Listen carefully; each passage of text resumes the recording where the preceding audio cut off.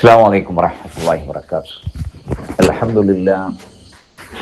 الحمد لله رب العالمين، والصلاة والسلام على رسوله الأمين وعلى آله وصحبه أجمعين وعلى من اتبع الهدى إلى يوم الدين. ഇസ്ലാമിന്റെ വിധിവിലക്കുകൾ നിങ്ങളുടെ ഉപദേശങ്ങൾ സൂക്ഷിക്കാൻ അല്ലാഹുവേ അനുഗ്രഹിക്കണം. ഇന്ന് നാഗസാക്കി ദിനമാണ്. വർഷങ്ങൾ എത്ര കഴിഞ്ഞു? 1945 ആഗസ്റ്റ് 9. എത്ര കൊല്ലം കഴിഞ്ഞിട്ടും അതിൻ്റെ ഭീകരമായ ഓർമ്മകൾ, അതിൻ്റെ അറിവുകൾ ആളുകളെ ഞെട്ടിച്ചുകൊണ്ടിരിക്കുകയാണ്.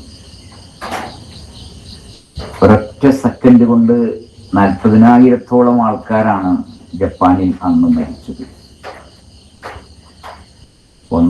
ഇന്ന് നമ്മൾ സൂറത്തുൽ ബുറൂജ് കേട്ടു.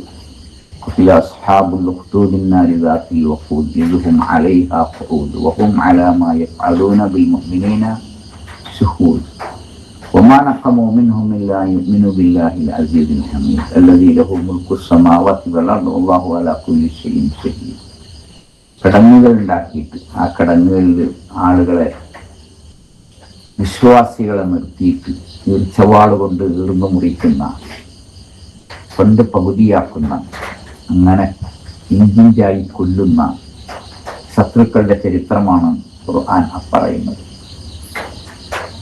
അപ്പോൾ നാഗസാക്കിയിൽ പിന്നീട് എത്രയോ ആയിരം ആളുകൾ പിന്നീടുമൊക്കെയായി മരിച്ചു. ഇന്നും അതിൻ്റെതൊന്നും മുഴുവൻ ആയി പോയിട്ടില്ല. മൂന്നാമത് അല്ലാഹു സുബ്ഹാനഹു വ തആല ആദമിന്റെ മകൻ, 2 മക്കളുടെ കഥ പറഞ്ഞു തരുന്നുണ്ട്.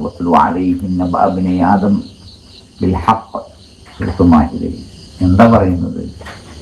ആദമിന്റെ ഒരു മകൻ മറ്റൊരു മകനെ കൊന്ന കഥയാണ്. നമ്മുടെ കാക്കയാണ് കൊന്നത്, നമ്മുടെ കാക്കാനെയാണ് കൊന്നത്. അല്ലാഹു അക്ബർ. എന്നിട്ട് പറയുന്നൊരു വിഷയം മാഇദ 32-ാമത്തെ ആയത്തിൽ,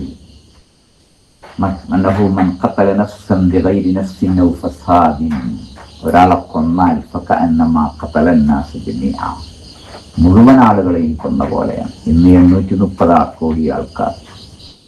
കഴിഞ്ഞ നൂറ്റാണ്ടിൽ 700, 600, അങ്ങനെ എത്ര കോടി ആളുകൾ. ഇനി അന്ത്യനാൾ വരെ എത്രയാണ് ഉണ്ടാകാൻ പോകുന്നത് എന്ന് അറിഞ്ഞുകൂടാ. അല്ലാഹു ആലം. അല്ലാഹുവേ, മുഅ്മിനുകളായി മരിക്കുവാൻ തൗഫീഖ് നൽകണേ. അന്ത്യനാളിൽ ഈമാനോടുകൂടി ഞങ്ങളെ നിന്റെ സ്വർഗത്തിൽ പോകാവുന്നവരായി നീ ഉയർത്തെഴുന്നേൽപ്പിക്കണം. അപ്പോൾ അത്രയും കോടി മനുഷ്യരെ കൊന്നവനെ പോലെയാണ് ഒരാളെ കൊന്നവൻ എന്ന് പറയുമ്പോൾ എത്രമാത്രം ഗൗരവമാണ്. ദേഷ്യം വന്ന് ദുർവാശിയായി പരസ്പരം പിണങ്ങി തർക്കിച്ച് കത്തിയോങ്ങി അല്ലെങ്കിൽ തോക്ക് ചൂണ്ടി പെട്ടെന്ന് തന്നെ വെടിവെച്ചു പോകുന്ന അവസ്ഥ, കൊല്ലുന്ന അവസ്ഥ വ്യക്തികൾക്കിടയിൽ, സമൂഹങ്ങൾക്കിടയിൽ അടിപിടി, ബഹളങ്ങൾ, കലഹങ്ങൾ, വഴക്കുകൾ, വക്കാണങ്ങൾ, സമരങ്ങൾ, സംഘട്ടനങ്ങൾ. ചിന്തിക്കുക, ഒരാളെ കൊന്നാൽ ഈ ലോക മനുഷ്യരെ മുഴുവൻ കൊന്ന പോലെയാണ്.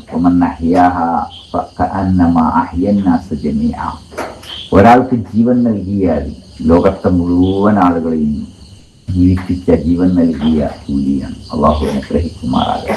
അതുകൊണ്ട് ശാന്തമായി സംസാരിക്കണം. ദേഷ്യം വരരുത്, കയ്യോങ്ങരുത്, ആയുധം ചൂണ്ടരുത്. നബി സല്ലല്ലാഹു അലൈഹി വസല്ലം അരുളിയിട്ടുണ്ട്. കോപം വരുമ്പോൾ ലൈസൻസ് പോകും, എന്തെങ്കിലുമൊക്കെ വിളിച്ച് പറയും, എന്തെങ്കിലുമൊക്കെ ചെയ്യും. അതിനൊക്കെ നമ്മൾ രക്ഷപ്പെടണം. ലോകം ഇന്നും യുദ്ധഭീതിയിലാണ്. എന്താ ആവശ്യം?